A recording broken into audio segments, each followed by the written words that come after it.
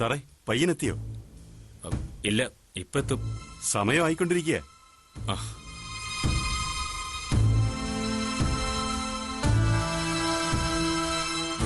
അല്ല പപ്പ, അലക്സ് എന്താ ഇത്ര വൈകുന്നേ? ആർക്കറിയാ? പപ്പ ഒന്ന് വിളിച്ചു നോക്കിയേ.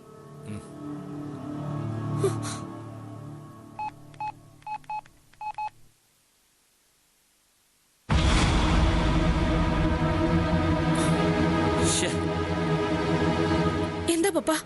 ഫോൺ സ്വിച്ച് ഓഫാ. ഡോക്ടർ, അയാൾ ദൂരം വന്നില്ലേ? ഇല്ല. മണി 12 ഇനി അയാളെ കാത്തു നിന്നിട്ട് യാതൊരു കാര്യമുണ്ടെന്ന് എനിക്ക് തോന്നുന്നില്ല. ഇത് മുടങ്ങിപ്പോയത് ഈ കൊച്ചിന്റെ ഭാഗ്യാണെന്ന് കൂട്ടിയാൽ മതി. ഡോക്ടർ മോളെയും കൂട്ടി വീട്ടിൽ പോകാൻ നോക്കും.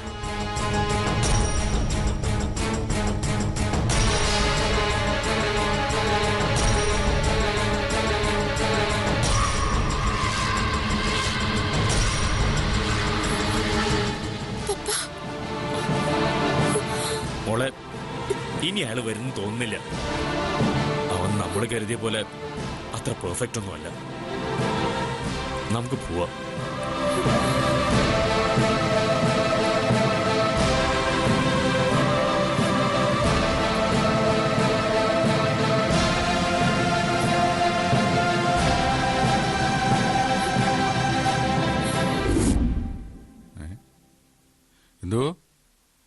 എന്തോ ആഹാ, താനും നേരത്തെ വന്നോ? ഡോറെല്ലാം തുറന്നു നടക്കുന്നോണ്ട് ഞാനങ്ങ് പേടിച്ചുപോയി. പട്ടാപ്പകല് കള്ളന്മാര് കയറുന്ന കാലമാ. ഞാൻ ഉച്ചയ്ക്ക് വന്നതാ. ഇനി ഒരു 7 തിരിച്ചു ചെന്നാ മതി. ഹരിയേട്ടന് ചായ വേണോ? ചോദിക്കുന്ന എന്തിനാ? തന്നുകൂടെ? ഇപ്പൊ തരാം. അല്ല, കോശിയുടെ വീട്ടിൽ ഇന്നൊരു വിശേഷം നടന്നു, അറിഞ്ഞോ? ആ, കേട്ടു. കോശിക്ക് എന്താ പറ്റിയേ? ഇത്രയും ബുദ്ധിയും കൗശലം ഉണ്ടായിട്ടും മകൾക്ക് നേരെ ചൊവ്വെ ഒരു പയ്യനെ കണ്ടുപിടിക്കാൻ പറ്റിയില്ലെന്ന് പറഞ്ഞാൽ എന്താ അതിന്റെയൊക്കെ അർത്ഥം? അതിന് പ്രത്യേകിച്ച് അർത്ഥമൊന്നുമില്ല. നേരെ ചൊവ്വ എന്തെങ്കിലും ചെയ്ത് ശീലം അയൽക്കൊണ്ടോ അത് തന്നെയല്ലേ കാരണവും. എന്നാലും ആരാ എന്താന്നൊക്കെ അന്വേഷിക്കാതെയാ കല്യാണമൊക്കെ ഫിക്സ് ചെയ്യുന്നേ? ഒരു നല്ല കുടുംബജീവിതം വേണമെന്ന് ആഗ്രഹിച്ചല്ലോ അപ്പനും മോളും കൂടെ കല്യാണത്തെ കുറിച്ച് ആലോചിച്ചത്. പിന്നെ എങ്ങനെയാ അത് ശരിയാകുന്നത്? കല്യാണത്തിലൂടെ വരുന്ന പയ്യന്റെ എന്തെങ്കിലും തട്ടിയെടുക്കാമോ എന്ന ആലോചന. ആരെങ്കിലുമൊക്കെ പറ്റിക്കുന്ന കാര്യമല്ലേ അറിയൂ.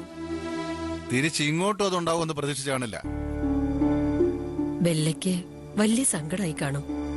കോശി എന്തൊക്കെ പറഞ്ഞാലും കല്യാണത്തിന് വേണ്ടി ഒരുങ്ങി ഇറങ്ങുന്ന പെണ്ണിന് അത് മുടങ്ങിപ്പോയാ വലിയ നാണക്കേട് തന്നെയാ.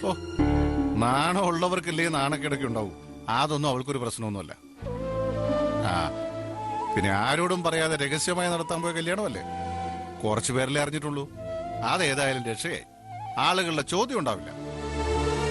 എടോ, 2 മനുഷ്യർ തമ്മിൽ തീരുമാനിച്ച വിവാഹം നടക്കില്ല. അതിന് ഈശ്വരന്റെ അനുഗ്രഹവും കൂടി വേണം. പെറ്റമ്മയെ തള്ളി പറഞ്ഞ് നടത്താൻ പോയതല്ലേ. അതിങ്ങനെയൊക്കെ അവസാനിക്കൂ. അതേ, ചായ തരാമെന്ന് പറഞ്ഞിരുന്നു, കിട്ടിയില്ല. സോറി, ഇപ്പൊ തരാം.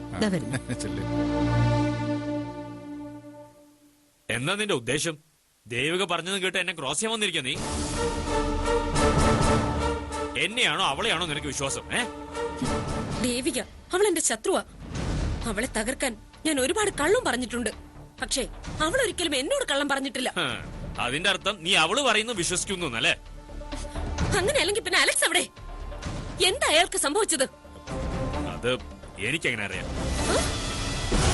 അലക്സിനെ കാണാതായിട്ടുണ്ടെങ്കിൽ അതിന് പിന്നിൽ പപ്പ തന്നെയാ. പപ്പ കൈലാസ്നാഥിന് പണം കൊടുക്കാനുണ്ടോ?